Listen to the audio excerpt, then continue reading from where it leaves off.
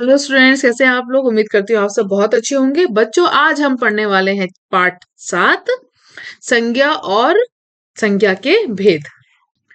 दिए गए अनुच्छेद को पढ़िए तथा संज्ञा शब्द को समझिए। आज दीपावली का पर्व है, स्कूल बंद है। सारिका और सौरभ दिए जला रहे हैं। घर में पिताजी, माताजी व दादा दादी बहुत खुश हैं। सभी खुशी और ताजगी से भरे हैं। कुछ लोग लक्ष्मी गणेश की पूजा करने में व्यस्त हैं, तो कुछ उपहारों का आदान प्रदान करने में। संज्ञा शब्द सम जमा ज्ञा शब्द से मिलकर बना है, जिसका अर्थ होता है पूर्ण ज्ञान। संज्ञा विकारी शब्द है, जिसमें लिंग, वचन, कारक आदि के कारण परिवर्तन आ जाता है। उपर्युक्त अनुच्छेद में रंगीन शब्द किसी न किसी का नाम अथवा भाव की पहचान करवा रहे हैं। ऐसे शब्दों को ही संज्ञा कहते हैं। किसी प्राणी, वस्तु, स्थान, भाव या दशा या स्थिति के नाम को संज्ञा कहते हैं। उदाहरण पढ़ लेते हैं। तो संज्ञा के उदाहरण हैं कुछ। राहुल, सूरदास, नरेंद्र मोदी, विशाल आदि ये क्या है? व्यक्तियों के नाम हैं। जापान, पंजाब, बाजार, मेला, कानपुर स्थान के नाम हैं। मेज, कुर्सी, कलम आदि वस्तुओं के नाम हैं। हाथी, बाघ, हिरण, लड़का, स्त्री, चिड़िया आदि प्राणियों के नाम। भूख, सुंदरता, बुढ़ापा, ऊंचाई, चंचलता आदि भावों तथा दशा के नाम हैं। मिट्टी, सोना, लोहा, तांबा, दूध आदि ये धातु एवं द्रव्य के नाम हैं। संज्ञा के मुख्यतः 3 भेद होते हैं। कौन कौन से? चलिए पढ़ लेते हैं इन्हें। पहली है व्यक्तिवाचक संज्ञा, दूसरी है जातिवाचक संज्ञा और तीसरी है भाववाचक संज्ञा। तो पिछली क्लास में भी हमने पढ़ा था कि जातिवाचक संज्ञा में हमने बाद में इसके 2 और उसके भेद आए हैं। पहला है द्रव्यवाचक संज्ञा और दूसरा है समूहवाचक संज्ञा। व्यक्तिवाचक संज्ञा किसे कहते हैं? जिन संज्ञा शब्दों से किसी विशेष व्यक्ति, वस्तु, स्थान आदि के नाम का बोध होता है, उन्हें क्या कहते हैं? व्यक्तिवाचक संज्ञा कहते हैं। जैसे विकास मेरे बचपन का दोस्त है, वह द्वारिका में रहता है, उसकी रुचि रामायण पढ़ने में है।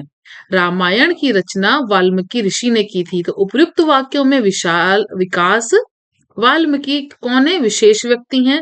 द्वारिका एक विशेष स्थान है, यानी पर्टिकुलर एक नाम दिया है शहर का, और रामायण एक विशेष पुस्तक का नाम है। अतः यह व्यक्तिवाचक संज्ञा है। व्यक्तिवाचक संज्ञा किसी प्राणी, व्यक्ति, वस्तु या स्थान आदि के ऐसे नाम होते हैं जिन्हें किसी दूसरे के लिए प्रयुक्त नहीं किया जा सकता। दूसरी हमारा है जातिवाचक संज्ञा। जो संज्ञा शब्द किसी वस्तु, व्यक्ति, पदार्थ, स्थान आदि के जाति सूचक का बोध कराते हैं, वे जातिवाचक संज्ञा कहलाते हैं।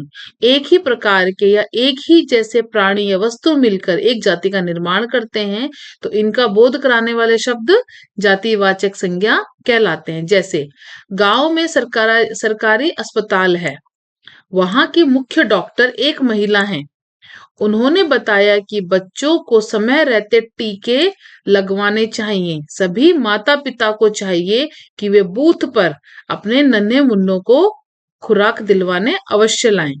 इस अनुच्छेद में गांव, अस्पताल, डॉक्टर, महिला, बच्चों, टीके, माता पिता, बूथ, नन्हे मुन्नों शब्द का किसी विशेष जगह, व्यक्ति या वस्तु का बोध नहीं करा रहे हैं, बल्कि एक संपूर्ण जाति का बोध करवा रहे हैं। अतः इन्हें जातिवाचक संज्ञा कहते हैं। जाति का बोध कराने वाले शब्दों को 2 उपभेदों में बांटा गया है। ये हो सकते हैं समुदायवाचक और द्रव्यवाचक संज्ञा। तो समुदायवाचक संज्ञा कैसे हैं? जिन संज्ञा शब्दों से किसी समुदाय या समूह का बोध होता है, उन्हें समुदायवाचक संज्ञा कहते हैं। जैसे सेना, झुंड, कक्षा, दल, टीम, भीड़, परिवार आदि। और द्रव्यवाचक संज्ञा है किसी पदार्थ या द्रव्य का बोध कराने वाले शब्द द्रव्यवाचक संज्ञा कहलाते हैं। जैसे लोहा, चीनी, पेट्रोल, चावल, कोयला आदि। तीसरी संज्ञा है हमारी भाववाचक संज्ञा। किसी व्यक्ति या वस्तु के भाव, गुण, दोष, स्वभाव, अवस्था, व्यापार आदि का परिचय देने वाले शब्द भाववाचक संज्ञा शब्द कहलाते हैं। जैसे उदाहरण पढ़ते हैं हम। शास्त्री जी का जीवन सादगी से ओतप्रोत था। उन्होंने हमेशा सच्चाई व ईमानदारी को ही महत्व दिया। वह बुराई से कोसों दूर रहते थे। इस अनुच्छेद में सादगी, ईमानदारी और बुराई शब्द गुण व भाव को प्रकट कर रहे हैं, अतः यह भाववाचक संज्ञा है। भाववाचक संज्ञाएं सामान्यतः अनुभव की जाती हैं और वे अगणनीय होती हैं, यानी वो हमेशा एक वचन में ही प्रयोग की जाती हैं। अन्य कुछ उदाहरण हैं, पढ़ लेते हैं हम। भावों के नाम है सुख दुख, प्यार, ममता, स्नेह, क्रोध। गुणों के नाम है सुंदरता, सच्चाई, ईमानदारी और अच्छाई। दोषों के नाम है चोरी, ठगी, पशुता, बेईमानी। अवस्था के नाम है जवानी, बुढ़ापा, बचपन, लड़कपन आदि। भाववाचक संज्ञा शब्द 5 प्रकार के शब्दों से बनते हैं। जातिवाचक संज्ञा सर्वनाम, क्रिया, विशेषण और अव्यय।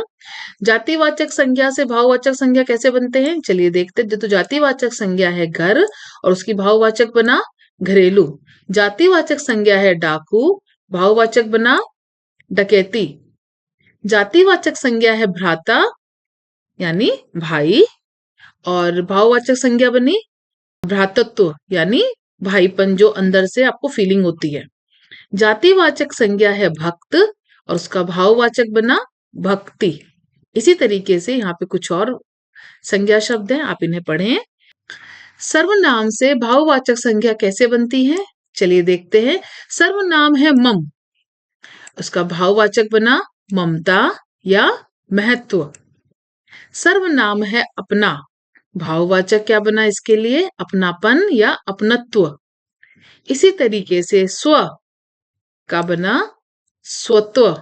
निज, निजता या निजत्व। पराया, परायापन। अह, अहंकार। सर्व, सर्वस्व।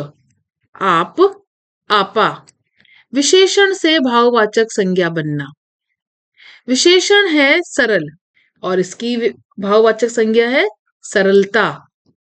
नेक्स्ट हमारा विशेषण है नम्र और उसकी भाववाचक है नम्रता।